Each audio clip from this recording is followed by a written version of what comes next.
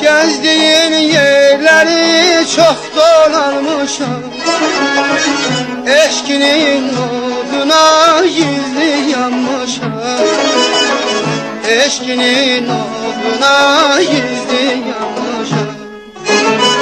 Artık bahar değil karnıdır kışa, odlanıp yansan da aktarma beni, odlanıp yansan da aktarma beni, odlanıp yansan da aktarma beni, odlanıp yansan da aktarma beni.